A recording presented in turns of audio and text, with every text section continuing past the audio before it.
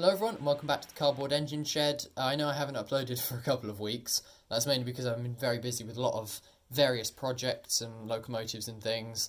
But today I'm very happy to bring you this model, which is a Great Western Pannier tank. It might have some details that are wrong and off a bit. And plus, I don't think it's the right size. I think it's a bit overscale, it's a bit too big. But that mainly is because this model is actually N-scale.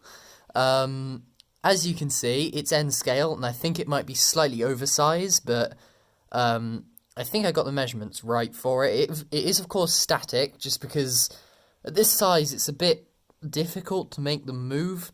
As you can see, it's got, obviously, the external brake rigging, and behind the connecting rods, which are made out of matchsticks, you can sort of see, if I just zoom in quickly, you can sort of see brake shoes, well, or brake blocks. It does have brake blocks, they're just hardly visible. And of course, it has all the pipe work, as you can see.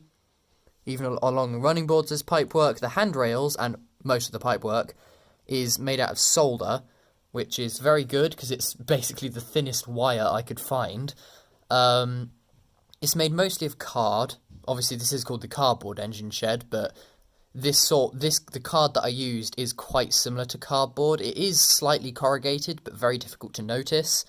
And yet, like I said, the engine's static. The underside is horrible because you can see all the glue marks from where I've glued in all of the pipe work and things like that. So I'm going to repaint that, hopefully, and try and neaten it up. But when the engine's right way up, you can't see it, but when you turn it upside down you can see all the horrible glue marks, which I don't really like, but oh well. Of course, the wheel arches, which are slightly lifted up, as you can see, very, very slightly, which is slightly annoying, but when the engine, like I said, when the engine's on display, you can barely see it.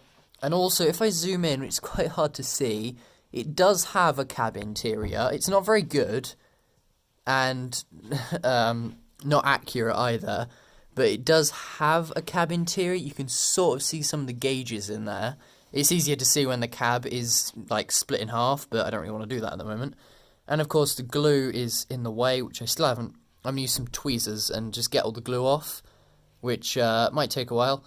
And then of course the smoke box, the buffers, they didn't really have buffers, it's just a cocktail stick painted black on the end. And in this close-up form you can see how messy the underside is. That's why I don't like to show the underside. There's little spots of paint. You can see on the chimney there's some red paint, and I don't really like that. But you can see the smoke box door, it has the hinges. The dart is not completely finished because, well, I don't really have anything small enough. And just to give you an idea of the scale of this engine, if I just zoom out a bit, then just to give you an idea of the scale, this is a British 50p piece, which is just over 2.5 centimeters in diameter. Just to give you an idea, it's just over 2.5 centimeters in diameter. So just to give you an idea of scale, here it is pressed up against the engine, right next to it, as you can see.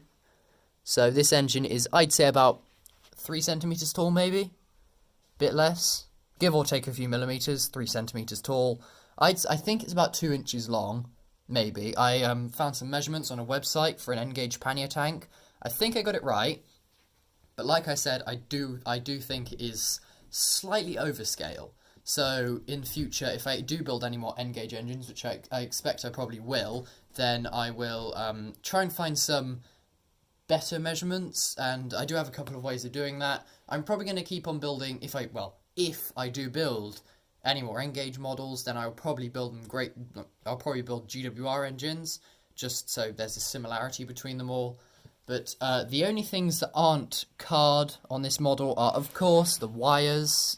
Well, no, sorry, not wires. All of the pipework and handrails. And the buffers, like I said, the chimney and the safety valve. They're all made of wood, kebab sticks, cocktail sticks. The boiler is made of a thick straw. So basically just a small bit of plastic tube.